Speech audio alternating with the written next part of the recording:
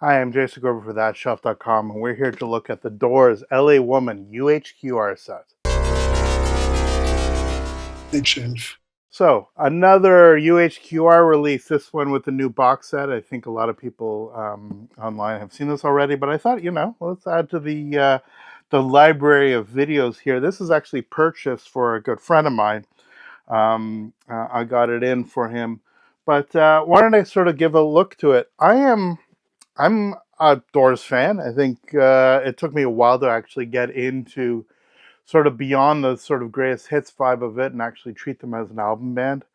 A lot of the Doors stuff that I have, though, has been traditionally on the digital front. When I guess Immersion? No, is that Pink Floyd? Whatever the big box set from Analogue Productions is, I bought the SACDs because the surround mixes actually intrigued me more than the vinyl did. A shame because I guess I could have made a fortune off of selling the vinyl set, at least until recently, and we'll get into that in a moment. But the Doors, I there's been audiophile releases or like big deal releases for a lot of bands, but it seems that the Doors have been milking the hell out of it. God bless. And one of the big ones was those 45 RPM vinyl releases that Analogue Productions brought out. I guess Doug Sachs did the original masterings of them.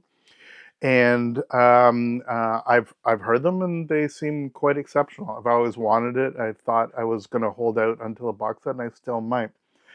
They have just announced that Rhino, their hi-fi series, is coming out with a 33 RPM set that will be mastered by Kevin Gray.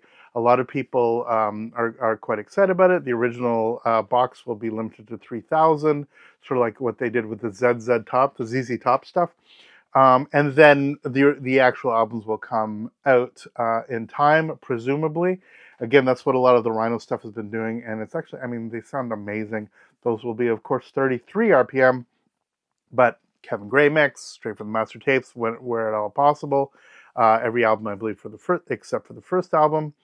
And that will be sort of the hypothetically a definitive 33 version. We'll see if the 45 version still holds up from Analogue Productions, which is slightly older mastering, but has the benefits of being spread over a couple records instead of one. And so you have this weird thing sort of in between. And it's funny, when this came out, obviously most people did not know about the Rhino. I think those that did know about it were certainly mum on the subject. But this is UHQR from the same guys that did the 45 RPM, but on 33, of course. It comes in the new, slimmer version of their case, sort of a weird, almost clamshell. We'll open that up in a second. And this should be, on very fancy vinyl version of 33. It's a nice box. It's a nice presentation. It sits with the rest of your UHQRs. But time will tell. But how much better this is on this fancy vinyl and all of that stuff compared to the Rhino version, which will be, a quarter the price? Something like that. But yeah, let's crack this open and see what it looks like inside. It's probably going to be pretty much the same as what you've seen, but I'm actually interested to see how this box is actually constructed, and we'll go from there. So as I gently open it up, Doors Music Corporation. Yeah, it's got an interest. It's got a Doors logo on the back of this. Yeah, so it's got Elektra DMC, the Doors Music Company LLC, Analogue Productions, and Quality Record Pressings as to where they did it. Copyright 1971 and 2024, Elektra Entertainment Group, produced under license. So this is the AUHQR 0020. So it's interesting. Yeah, so it's release 20. So this has obviously been in the works for a while. Based on its number, there are ones that are higher than 20 now, and it's funny. It's like one of these things. I bet you, this has been in the works for a long time, maybe even pre-COVID, and they finally got the rights to release it. And it was like, well, you might as well release it now because we've got the Rhino stuff coming out. So I assume it's a relative coincidence that they're coming out within months of each other. So yeah, the box is quite handsome. It's UHQR. I really miss the fact that we're going to be losing that sort of wooden dowel thing. I understand. And it's funny, they talk about, the cost of the box. This is still premium, but obviously less expensive than that. It's not like the pricing has gone down on these. If anything, they've gone up consistently since they were first released. It will look, it's got the sort of leatherette side here, and it'll look pretty good beside all the other ones. But, and this certainly makes sense in terms of it fitting inside your cabinet. I mean, all of mine are sort of up here, sort of in the dark air. That's where they are.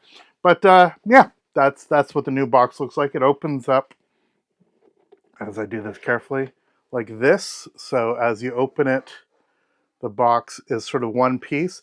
It is nice, solid cardboard. The seam doesn't seem like it's going to be an issue.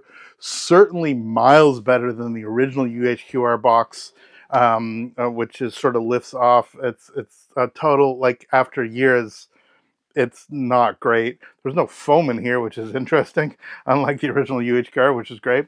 And yeah, inside of here is where all the stuff is tucked away. We have the usual UHQR spiel. We have the tech manual showing how fancy the vinyl is. We have advertisements for all these other acoustic sounds elements. We have a booklet, a unique booklet to the set that actually has some nice photos in it and a little bit of a spiel, and inevitably showing off the master tape.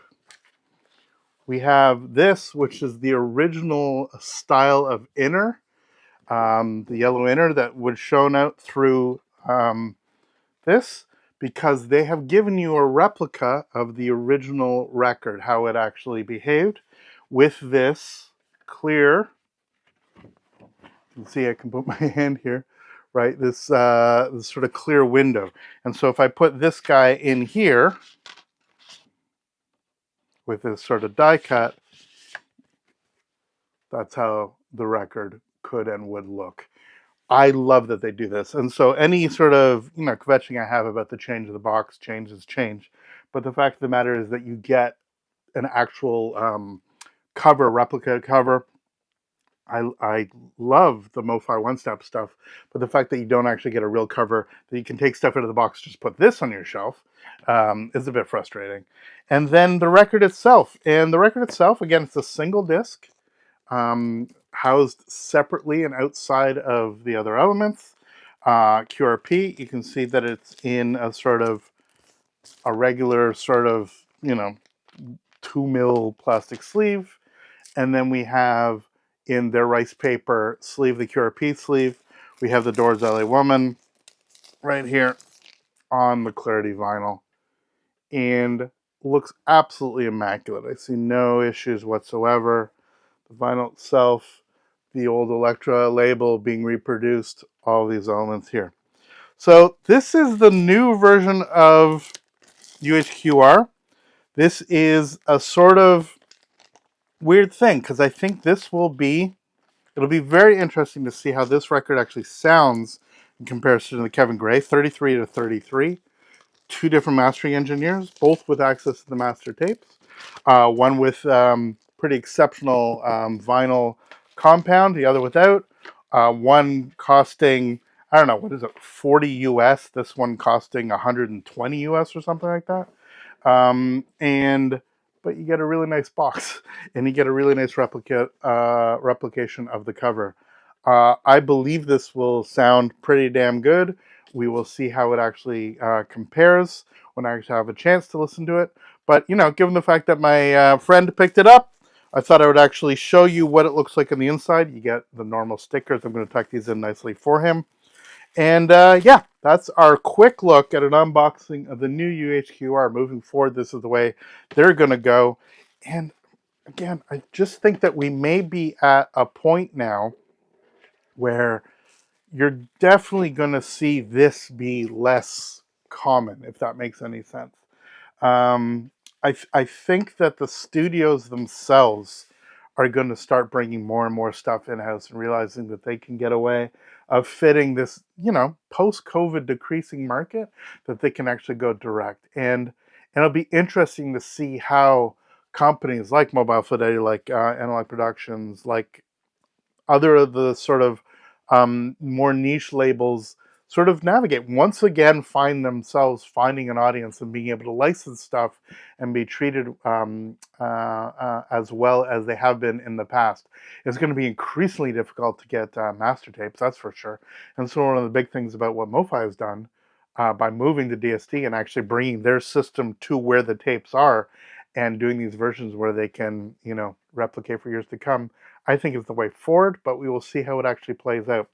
As long as you have people like Analogue Productions sort of pushing for this stuff, I think we're going to end up with milking the archives more than we're going to be looking at new stuff. That's not entirely the case, but since they have the plates from classic records, since they have all those elements and they're so well established, I have a feeling we're going to see this interesting balance for the next several years about how this audiophile records actually sort of play out. Anyway, that's my thoughts for thatshelf.com. I'm Jason Gorber. Thank you so much for watching. Subscribe, follow us on social media, leave some comments below. That would be really fantastic. And we will see you next video. All the best. Take care.